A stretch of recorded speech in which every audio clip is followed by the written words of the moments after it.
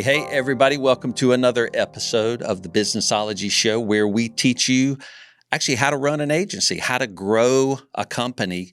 Those things are actually difficult to do. So we scour the planet to find guests who can come on and actually teach us how to do it, people who actually do it, who consult with other people who do it. And Alyson Caffrey is going to join us today. It's going to be such a good show.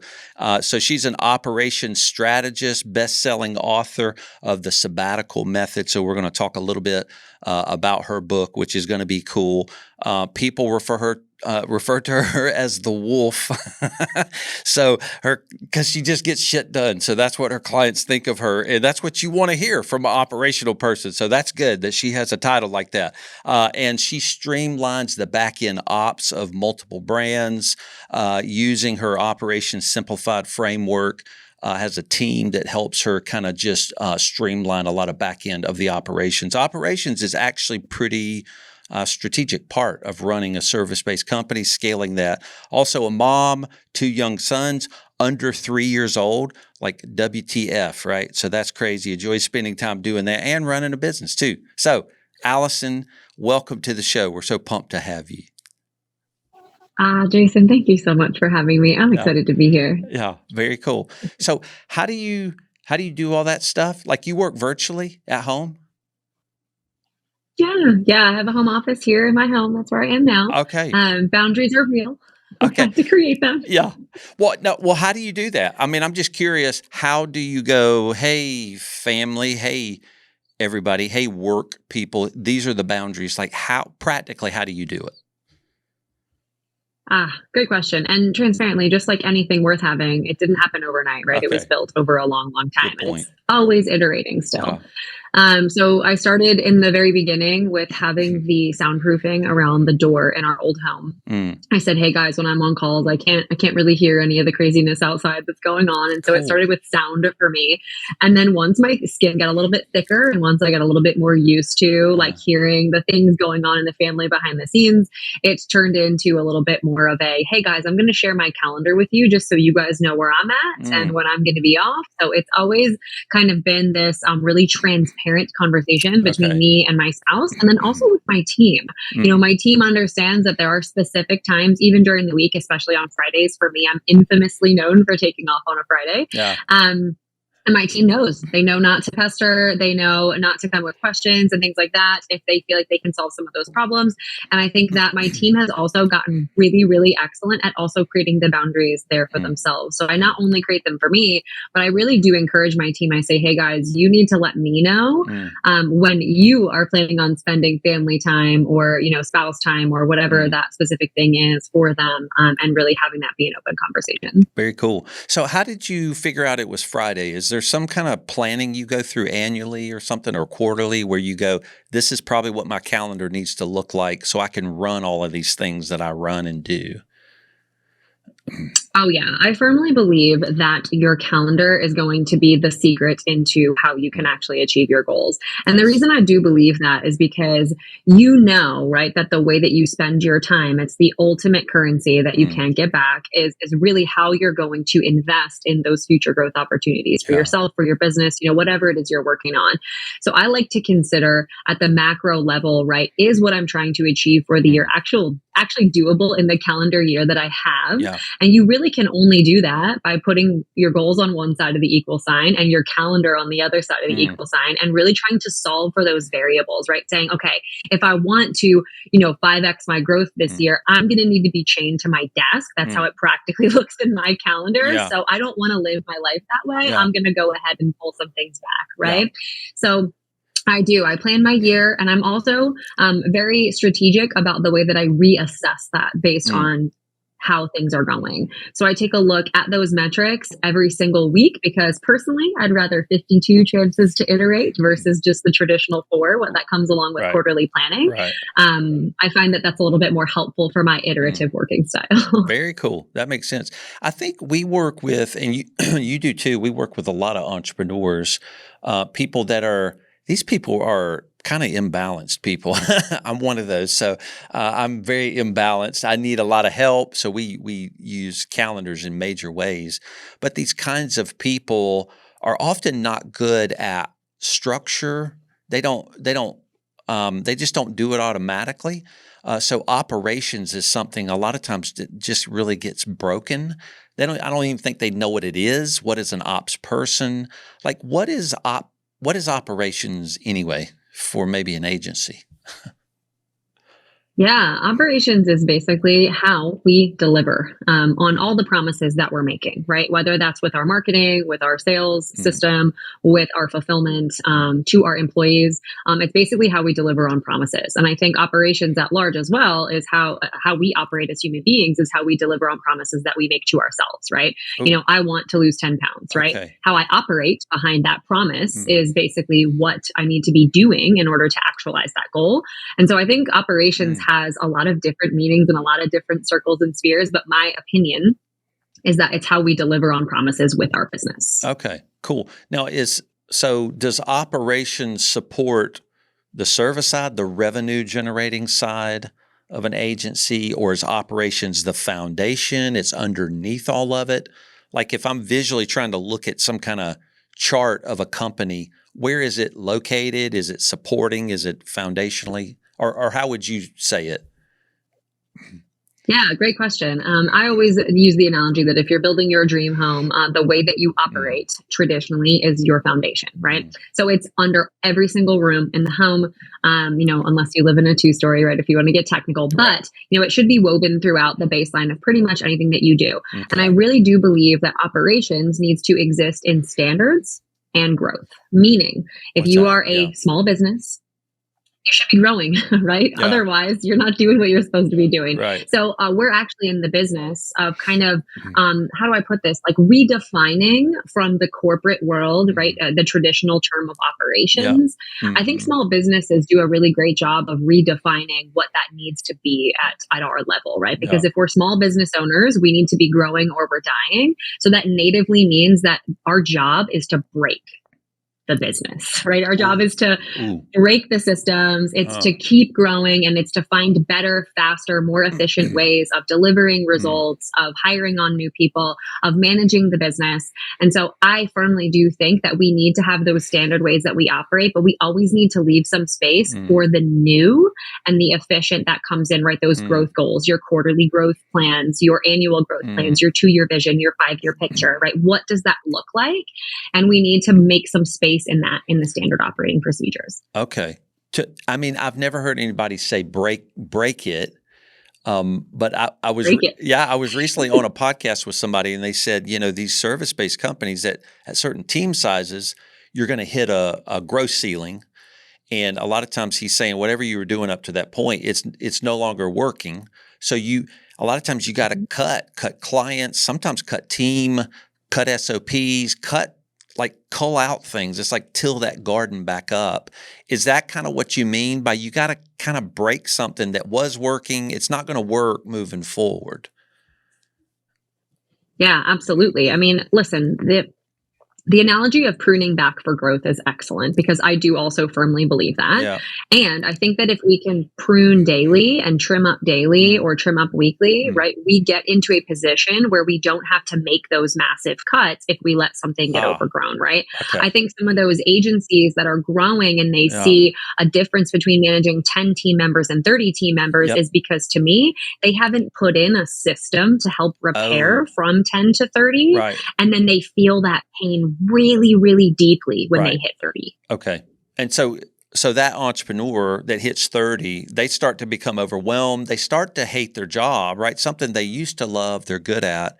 So what are those what are those smaller tweaks, those daily things? I don't know if those are smaller things you're breaking, or maybe you're just reassessing at that time. What practically are you talking about on a daily, weekly basis that you should be doing as you grow from 10 to 30 people? Because that'll be a number of years to do that. Yeah, totally. So like I said, like to give myself 52 chances to iterate. And so what that means to me is an extensive data tracking system. For me, and I get into the data quite a bit, and I can imagine that you and I share this in common. Love it. But I love to consider what are the key performance indicators that tell me that I am operating well. And when I can kind of define the parameters around those metrics. So let's just say I have a wonderful onboarding system into my agency. I'm onboarding about 6 new clients a month, Hmm. and that's going really smoothly. But then what happens when we get to 10? How does Yeah. that metric look? Does Mm, the timeline start to fall mm, back? Does the quality start to suffer? So, having those parameters and almost demoing what it might look like if we went from 6 customers on average per month to 10 customers on average per month, and really just considering, well, what might our onboarding process need to look like? Might it mm, need to be a little bit more automated? Might we need to bring in another account mm. manager to be able to handle the additional bandwidth? It can really signal to us how we can break through those barriers Okay. without feeling like it kind of stunts our growth a little bit. I see. Okay. So it's the KPI, it's the data that's going to drive. Mhm. It's going to signal more quickly what's not working that used to work. And I think that's true for service-based companies and agencies that we're often surprised about that something works, right? As we add, a solopreneur up to 8 people or whatever, things work in that range. And when they stop working, it's confusing to us. It's like, what happened? This used to really work well, but at different sizes, the companies are just different. They have to change, and I guess the ops has to be totally different at those different stages. Is that true? Oh, absolutely. So operations should be evolving with your business, just like your team, because every Mm, time you bring one new person on, it mm, doesn't just get 1 time or 2 times harder to yeah. communicate internally. Mm, There is a multiplier yep. there, right? That exists, and it becomes so much more Mm, complicated. So I've seen really successful service-based businesses mm, that have wonderful procedural-based systems, and they're following checklists, and they've got an ironclad project management system and wonderful data. But then once the business gets to a certain point, they get into a position where operations is very siloed. Like maybe, mm, project management at the sales level is a yeah. little bit more, a little bit different. Yeah. Or even in specific business lines, if we're Mm, making websites and we're doing digital marketing, mm, they might run their projects a little bit differently, and they may track their SOPs a little bit differently or track their data a little bit differently. So then it becomes a little bit distributed. And then when everyone starts to talk interdepartmentally, it yeah. becomes challenging to get on the same page. Yeah. So your operations as a function in your agency needs to be well defined before you can expect to hit, that 1 to 3 million growth point. Typically, I Yeah. don't really love assigning revenue points to growing agencies because you Mm, can certainly see some of these symptoms before or after yeah. range. But my opinion is that, if you're looking to grow well into high 7 figures, early 8, you've got to figure out what is Mm, operations at my agency. What is the function? How does it mm, show up in my departments? And every, I think, manager, director inside, any people manager inside the agency needs to have a fraction of their job devoted mm. to an operational function inside of the business. Very cool. Now, so we have a couple of companies, and there when we were smaller, there was a point at which we're like, my partner Julie and I'm the CEO, she does the COO part, and she's really attuned to just seeing how companies. There is really a visionary aspect to an operational person going, if we put that new niche into that market, I can see where it's going to run into walls. They just see this. And so we had to relieve her with some operational people. And we hired from outside the company, then we promoted from within the company. And a few of those didn't work. And we finally, the third iteration, after 2 or 3 years, we hit with somebody who it seems operational people just get it. Like some people are just geared mentally. It's like they're engineers towards operating. Some, like me, are not at all. So is that true? There are some people bent towards this like you, and then some just are like, I don't get it. I don't know why we have to do that. I am not a personality expert, and I don't Okay. pretend to be one, but anecdotally, I do see that there is a fundamental difference between folks that can organize and compartmentalize and Yeah. do some of those things versus some of the visionaries who can think a little bit more big picture. Yeah. I firmly believe that rooted in the function of operations, however, there do actually include two different types of brains, Mm. strategic development of Mm. operations and maintenance and repetition of Oh, operations. cool. That looks a little bit more Uh, like I'm pushing the buttons, pulling the levers. I love the routine. I love getting up uh, and doing yeah. a lot of those repetitive Mm. tasks. And then we have the strategic operations brain who thinks about those throughputs, those automations. Mm. How do we become more productive? How can Mm. we trim back? Right, like we were talking about before, Mm. so that we can unlock another level of growth. I have come across a lot of really wonderful online business managers, operations strategists, COOs, everyone. And I have firmly believed and thought for some time now that those two brains can work really well together. But Nice. oftentimes, I think where agencies get hung up is that they will hire a manager into a strategist position. And so, what that means is if you're early on in the development of the operating function in the agency, Mm. you could hire a really great project manager, a really great executive assistant, a really great OBM, and tell them, hey, listen, can you help me create an onboarding process? Mm. And their brain might break. They might not be able to Yeah. strategically think about it that way Mm. because they're in a position of the doing, right? They think about all the things that could go wrong, perhaps with the process, Mm. versus considering, okay, this is the best thing we know today. Let's move forward Mm. and consider that this is our strategy, and then this is our process for tweaking. Okay. Good stuff. This is good stuff. So can you teach people to be operationally minded, whether it be strategically operationally minded or coordinating operationally minded? Can you teach somebody, or is there a point where you go, this person does not need to be in operations? How do you know, and how do you consult with people when you're kind of trying to say they're in the wrong seat, they need to move on, or Mm. no, they're in the right place, we need to keep teaching them? How do you know that stuff? Yeah, so far in my experience, I have seen that Mm. there are, instances where we're like, listen, this person might just not have the native Mm. skill set to be a Yeah, wonderful strategic for sure. organizer of Yeah. ops, right? And I think that it's helpful to really take a look at that and consider there is probably not going to be any level of education that's going to kind of break through that natural barrier. And transparently, I think it's less about the capability and Mm. more about the desire. Because if Mm. someone doesn't have the desire to want to actually organize things or actually coordinate behind the scenes, they're that type of person, and they enjoy doing that, you're not going to see the type of return that you would if you staffed somebody in that position who was really Mm. excited about waking up and Yeah. organizing things in the morning, right? Yeah, yeah, and when I find those people, and you're probably one of those, I'm like, "Wow, how do you?" And Julie, my partner, definitely is just, I see it, right? And it's like I have this idea, and she's like, "It's not gonna fit yet." And she's like, "I'm not saying no, Mhm. I'm saying, yeah, we have to tweak other things, and then that will flow." Operations greases wheels to make something flow, and she just sees it. Yeah. And so it's a lot of people call a visionary, but Julie is visionary around the operations and what things will do to a company. And I imagine you're visionary like that, right? Operationally, you can go, especially if you're working with clients, it's like, oh man, if I fix this piece, I'm going to unstop the whole mess. It's going to all start flowing. Like, is that how you see it? You see it? Oh yeah, absolutely. You have to go upriver like a few steps and just consider what it's going to do to what Yeah. happens afterward.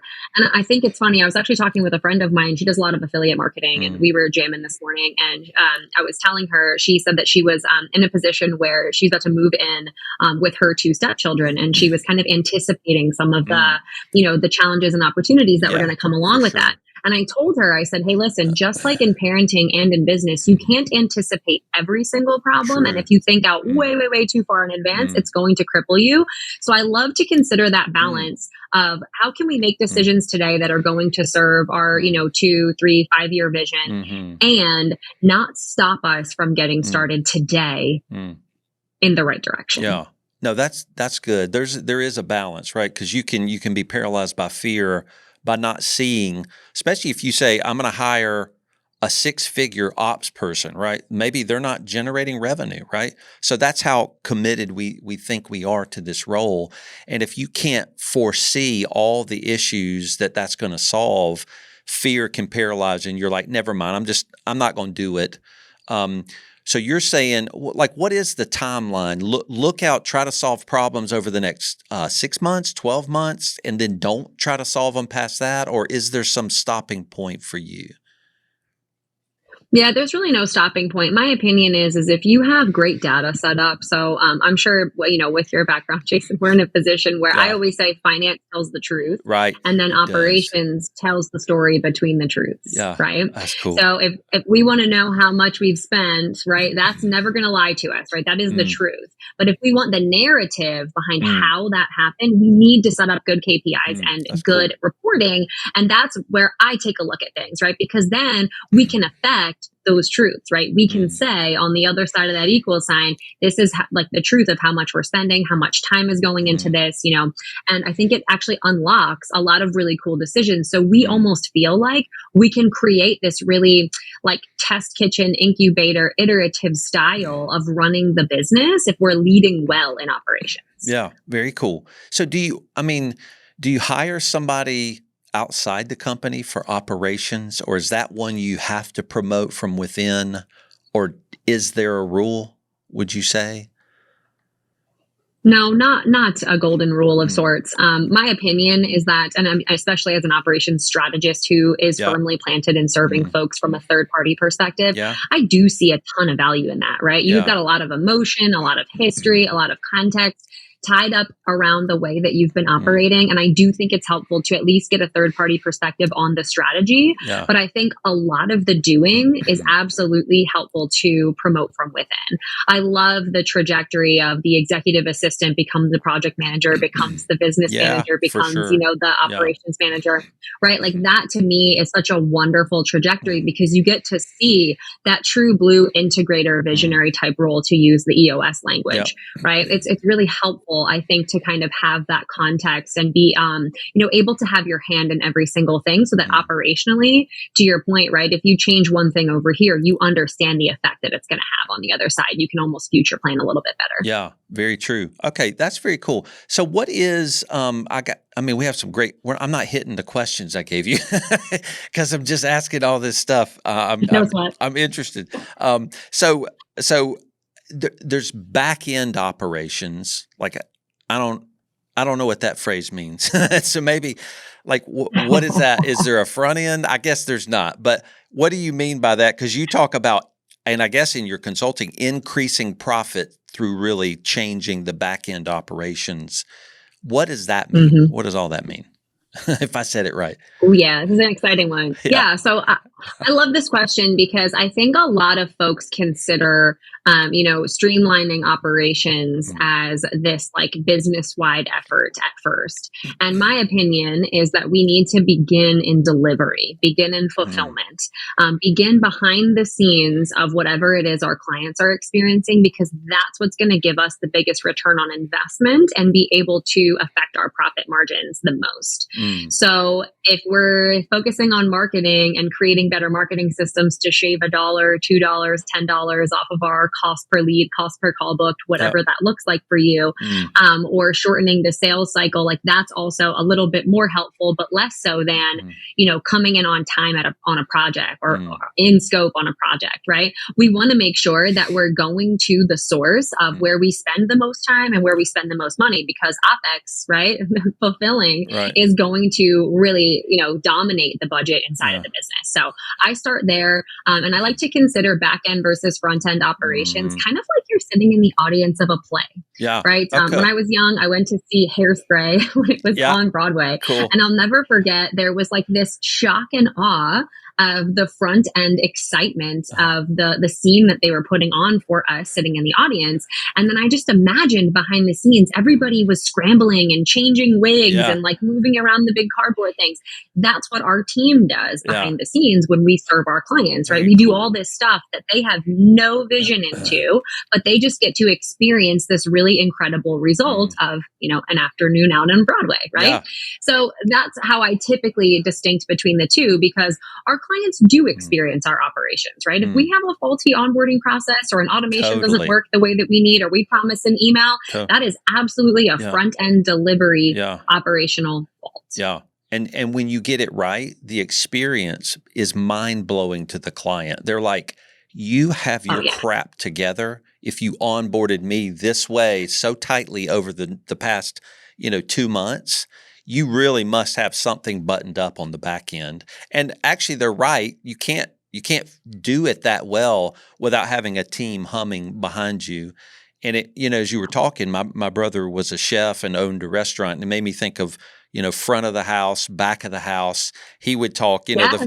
the front of the house is the greeter, the waiters, waitresses. The back of the house, the kitchen is these people are cussing each other out, yelling at each other, Yeah. throwing potatoes at each other's heads and things like that. So it's like we have that, right, in agencies too.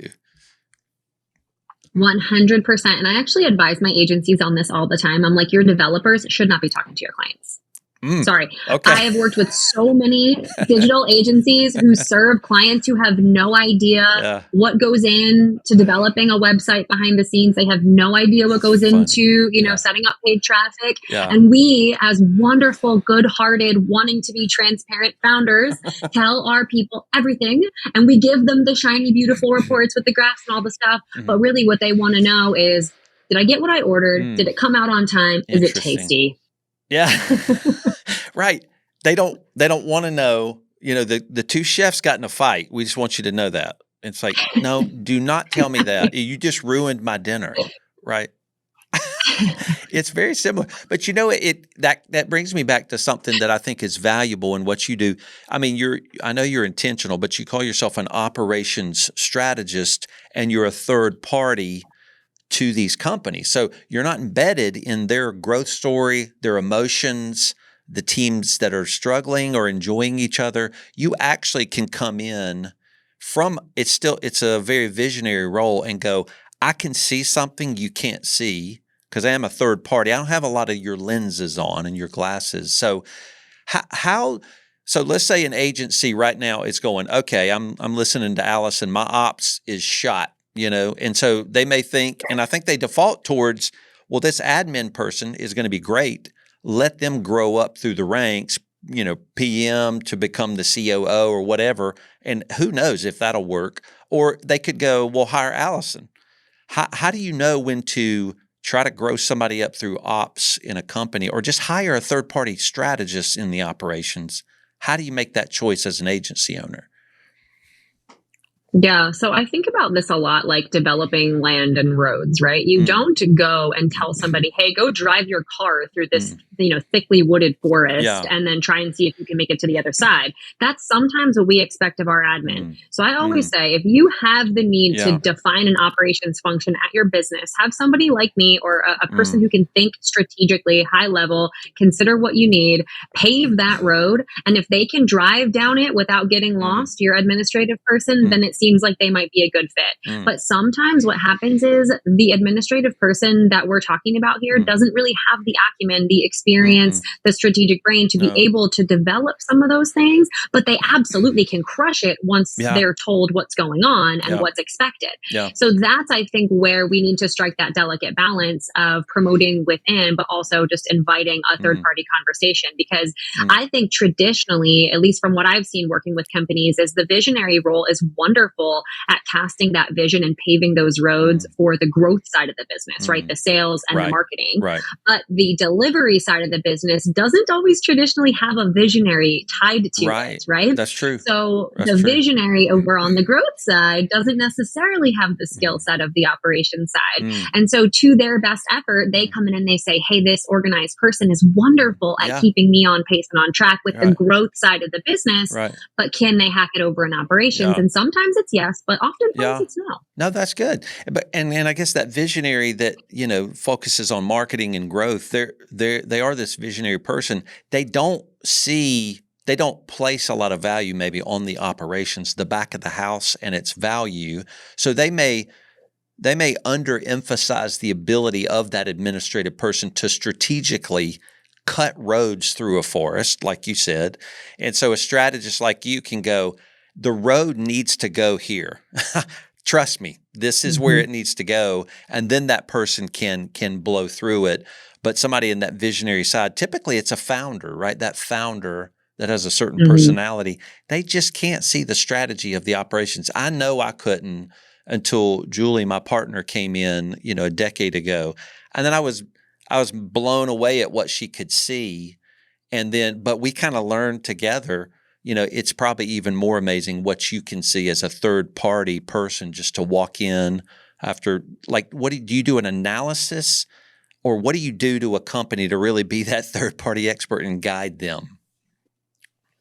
Yeah, great question. We go through an audit with every single company that I've ever worked with. We'll take a look at what's the state of the union on the operations. What do you currently have by way of documentation, by way of any systems that you've built out, be it your project management tool, how you manage your data, and then additionally, right, how you are really enrolling your people into those things, right, training them, making that stuff accessible to them. How can they up level and learn it? So we prepare an audit for every single one of our clients that we work with, and I think it's really helpful. And to use the road analogy again, like if we're in a position where we're paving a path somewhere, right, and we've done it a couple of times before in a similar area, we know like where not to dig because we're going to hit water, and we know what trees are going to be more challenging to come down than others, and so we can kind of customize based on the specific needs of the environment. And I do firmly believe that although a lot of agencies operate very similarly in model and delivery mechanisms and all those things, there is a lot of uniqueness, and agencies, plural, would not exist if they didn't have intellectual property or an interesting way of getting a really cool result for their clients. So my opinion is that although there are some commonalities, right, it's not until we can pop the hood and really consider, okay, where is this business been? What are the key components? What are the key assets? What are the core offers? Like, how are we positioned in the marketplace? Really just consider the overall health of the business, and then and only then can we create a blueprint for operations inside the business. Yeah, which is the strategic part, right? It's consulting with people on this is what you should and shouldn't do. I'm the consultant. I'm the expert, and you can tell people and really keep them from doing, a lot of wrong things that they, assume they should do. Well, how did this? Okay, so what's your background as an operational strategist? How can you call yourself that? What have you done in your past? Because I have other questions that I want to ask after that, but I want to know, what is that background that drove you to this? Yeah, totally. I'm the gal who's got a label maker and a borderline subscription at the Container Store. So naturally, I have always been an organizer. Makes I love sense. metaphorically taking all the stuff out of the closet and putting it back where it belongs, and like being ruthless with what belongs and what doesn't. So that's been my personality for years and years and years. And when I got hired out of college at a startup, we were PR, marketing, public speaking, like all things to all people. We launched several different programs. And I was operations manager at that business. We had a team of 30 when I left. Okay. Within the first 2 years of working there. Wow. So we were just doing lots and lots and lots of things. Yeah. And it was super fun. Don't get me wrong. Like, I was excited about the trajectory and all the things, but we moved. My husband and I, he was in the military at the time, and I couldn't, remotely, work with that company. Right. And I remember the founder asked me for a 90-day transition period. I was there giving my 2 weeks, and he was like, will you please just stay on with us for 90 days? Yeah. And I remember thinking in the car ride on the way home, I was like, what a confronting position that must be for this founder who is so dependent on this person who's like the glue, like holding it all together. So I granted him the 90-day transition period, actually excitedly, because I said, hey, listen, I actually have some really cool ideas for how we can improve this together over 90 days to prime us for you to hire a traditional operations manager. Nice. And so we spick and span cleaned up the business. And I remember parting from that job. He was so grateful, first and foremost, that I had done that for him. And I, within 30 days, was full with a book of business of people who were like, hey, can you do that for me? Like what you did for him in 90 days? I was like, totally. So I went for it. Cool. I started working on my own. I've had operations agency now for 6 years. How crazy is that? We've worked with hundreds of agencies. That's crazy. And it's just been a fun ride. Yeah. Just how things, in life work out to be such a valuable thing. Well, I just wondering what that background was and what led you to what you are now. And then the sabbatical method, rest, has come in for you somehow. Not that the agency world needs rest, right? I'm surely that's not why. And we're, entrepreneurs are known. That's just what we do. We hustle, we burn ourselves out. rest is a strategic part of our work. Nobody knows that. Well, we're learning that, aren't we? Since the pandemic, obviously, we've all been faced with that. We're learning a lot of the strategies of that. It's still difficult. But why rest and the sabbatical method, your book? Where did all that come from in the mix of all this? Yeah, I actually was struck with this idea of what is a high performing business, right? It's got strength, it's got endurance, it's got flexibility, and it has time for repair, right? If you think about, any physical feat that is super challenging, right? Running an Ironman, Yep. Summiting Everest, running a marathon, any of those things, right? Yeah. You are, given a plan for intense periods of hustling or, these crazy workouts. You're given, cross training methods, whether that includes stretching and all those things. And you're also given specific times and days where you should be resting, right? Where you need to make sure that your muscles can rebuild to actually grow stronger for the next phase of the training plan, right? So it's a really interesting concept that I started playing with. And I thought to myself, well, if we want to create a high performing business, right, we have great market fit. We need to have ironclad solutions and a wonderful sales process and wonderful marketing. And we need to give our business some space to rest and repair so that next time we do something like onboard a new client or do a live event or run a workshop or do whatever, we feel like we can do so a little bit simpler. Yeah. Very cool. And so how long's the book been out? It came out in June of this year, so not very long, just a few months. And the feedback has been incredible because it kind of doubles as an operations, field guide, to really create a solid operational function, in your business. And then also kind of like Hard 75, right? Because a lot of us know we're a little overdue to take some time off from our business.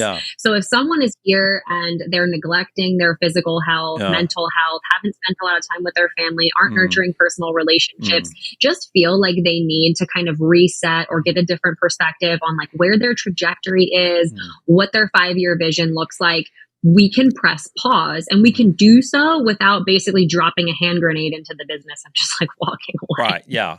Right. And it's weird. I was on a podcast with somebody talking about he sells service-based companies in the US and Canada. And he's like, when we started selling these Canadian businesses, that they tend to take a month off and their business just has to deal with it.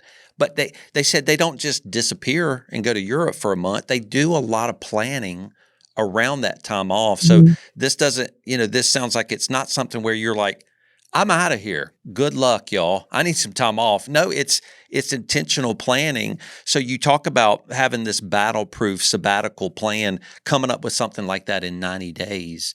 You just walk people. What is the battle-proof plan are you saying take off 90 days or you're saying give me 90 days to help you build this sabbatical plan? What is that? Yep, 90 days to build the sabbatical plan. And what the sabbatical can be is, it can be a 3-month time off. It can be taking off every Friday. It can be closing your computer at 6 p.m., depending on where you are, right? It's taking a physical assessment of your business and of the time that you're currently spending in it as the founder and just considering, hey, listen, if we could at least get you this win in 90 days, right? If we can give you some boundaries in your life, kind of the original question that you had asked, if we could give you some boundaries in your business and in your life so that you can close the computer at 6 p.m., actually take a full weekend off, dare I say, book a 2-week vacation and not check your email. Really, I think accessing some of those longevity plays inside of the business. Because I know a lot of people who they hit that burnout phase and their business becomes really cumbersome and draining to run. And they constantly feel like they're reluctantly being pulled back into the business. So what I've given inside of the sabbatical method is a really clear-cut way to be able to assess where am I at right now and how can I create a business that I actually really love running. Yeah. Because we got into this and we do love it, right? But when you serve people, you take on more clients initially and it can really overwhelm you. So it sounds like there has to be a plan. Well, what do you think about initially entrepreneurs who, I don't know, some people don't like the word hustle. I don't know if that's a bad word anymore or if people like it. Is there a time to hustle whatever that means. What do you think it means? When do you stop hustling? Like I like to ask people what that word means. What do you think it means to you? Yeah, I think that there are seasons of momentum and Yeah. seasons of rest. And so instead of using the word Mm. hustle, I like to consider momentum, right? Because I mean, we see Cool. it in small, service-based businesses, Yeah. right? All of a sudden we have an influx of leads Mm. and an influx of new people. And then for whatever reason, some of the methods that we were using, maybe they've slowed down quite a bit. So we need to consider other options, right? Everything's constantly in flux. I mean, if you consider seasons in nature, it's the same concept, right? Yep. And I firmly believe that as human beings running small teams, running small businesses, there's going to be a lot of, the back and forth. There's going to be some seasons there. Yeah. And I think that there are seasons of momentum and there are seasons of rest, and both have equally important places inside of the growth of a small business. I do think that a lot of the quote unquote hustle culture comes from, instead of actually being technically hustle, I think it's discipline. Okay. Because I think a lot of folks are saying, do these hard things and hustle, hustle, hustle. But really what they're saying is have the discipline to do the things that others aren't willing to do, right? Like, get up and make 10 phone calls and do all of those things, right? Okay. It's not necessarily hard. It's just Right. things that people aren't willing to do, right? You have to Right. be really disciplined. So I'd like to flip that on its head a little bit and just consider that hustling for hustle's sake is not actually going to get a small business really anywhere. Yeah. And it'll burn you out and it may not work, right? If you're just like doing a bunch of stupid things really hard, for 80 hours a week, right? It's like, that's not cool hustle, right? That's kind of stupid. So I like that that might be discipline. We need to be disciplined, but I love the seasons because I was on that podcast with that other person and they were talking about gardening, right? We get to these levels and we have to cut and pull out rocks, sometimes fire people, fire clients and, reboot a little bit. So I love seasons of momentum. That is super cool way to reframe that. I think once service-based companies get to about $1 million in revenue, they really need to have some systems that are humming, that are really the systems are supporting that business, which I think is getting to what we all talk about in the agency world, which is having that business run without you. So I guess if somebody's listening and maybe they're at that level, they're getting close to that 800,000 to $1 million in revenue, where they're feeling the weight of not having buttoned up systems. What do they do? Like, what would you consult with them going, this is probably a place you need to go look at to start building a business that functions without you? Yeah, I mean, listen, a lot of my agency owners get started because they've got a ton of industry expertise and a unique process for how to solve a specific problem for clients. So I always start in fulfillment, right? I know so many agency owners who are still doing their own dev work. I know so many agency owners who are still doing their own design work and are the creative directors.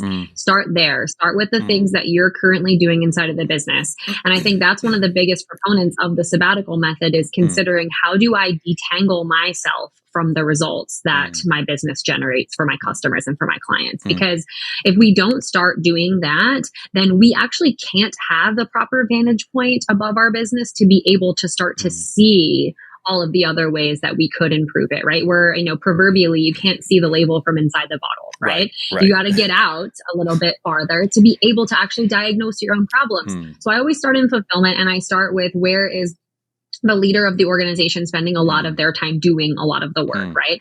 And then we can kind of get up above the business and consider what are those core metrics or those core baseline milestones that exist inside of the agency, right? So like, how are we getting eyeballs? How are we converting those eyeballs? And how long on average are those eyeballs staying with us, right? Our customers and our clients.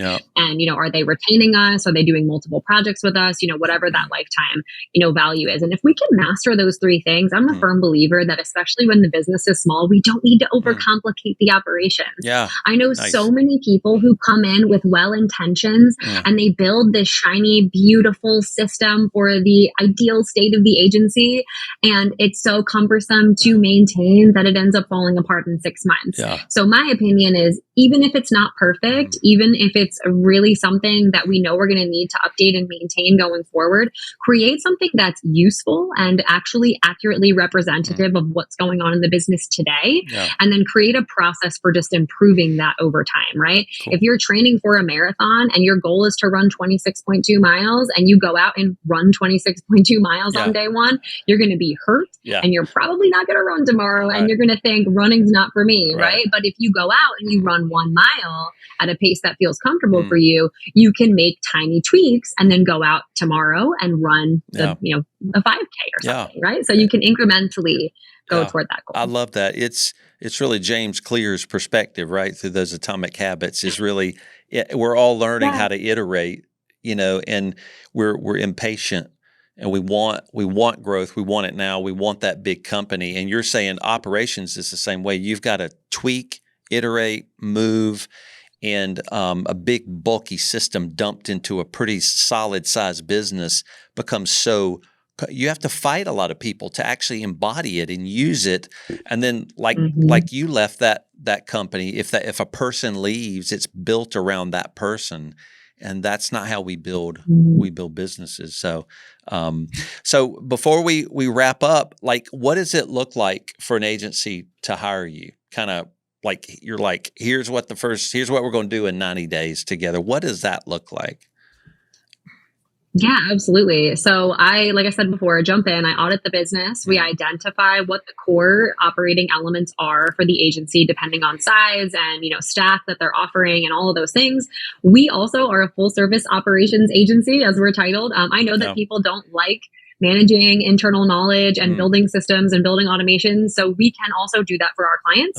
And then we also help them identify and actually implement that process for updating. So we have our 4th phase, which is our optimization phase. We really take a look at how do we weave this into the culture of how a company operates? Because my goal is for someone to hire me and then not need me in 3 months, right? Cool. They want to be able to come in, tap me on the shoulder. I help them organize their stuff, and then I leave a family of team members who feel like I've improved their space of working, and they feel like they have a little bit more peace in the day to day. So that's my 4-phase framework and how I work with all my clients. I love it. Well, cool. Well, we've built some businesses big enough to where everything just gets bulky, right? Even the operations department. It's like we're so busy doing stuff and moving things. Sometimes we don't step back and go, are we even using the right road? Have we carved funky little curves through our forest that they're just taking us way too long, but you don't see it. You just driving down the curves as fast as you can. And sometimes, someone like you can come in and go, if the road was straighter, this would not take as long. It's or crazy. Like, we built this by hand the first time, but now we have the resources to cut down some of these massive trees and build the superhighway, right? So like, it changes. Yeah. So I would say that investment in the work that you do pays back probably in ways people can't even vision or see, but it really starts to hit the ground and really help a company just be more enjoyable. It just operates more smoothly, I would imagine, when you're done. So very cool. Yeah. I mean, we consider return, obviously on profitability, we consider return on retention of team members. I mean, team members that come in and have a clear operating system to actually follow is absolutely life-changing. Yeah. I love it. Well, cool. Well, Alyson, thank you so much for teaching us and kind of, challenging us on huddling, taking our seasons and our rest, but also, building businesses that work well. What's the best place people can go to find you online? Yeah, of course. Operationsagency.com is my website. You can grab a copy of the book there. I also have a free toolkit. Whoopsie. I also have free toolkits that I actually launched alongside of the book. Cool. You can get that as well at operationsagency.com. It's got all of the fun templates, tips, and tricks around implementing a really solid operational structure early on in the business. Very cool. And I'm trying to remember when our podcast comes out. This one is going to be, it's going to be October 15th is when this is going to come out. Will you have spoken at David Baker's Mind Your Own Business conference by that time? Or I think I speak on that day. Okay, okay. Well, that's pretty cool. So if we can get this out, you can go, hey, you want to hear more? Just listen to the Businessology show. That's a trip. So, okay. Well, Yeah. maybe we can get it out a few days earlier and people can listen to you there and when you're speaking at that conference. So very cool. Okay. Well, thank you so much, Alyson. This has been an amazing show. We appreciate you. Oh, thank you. I had an awesome time. All right. Appreciate you having me on. All right. Take care. We'll see you. Bye-bye.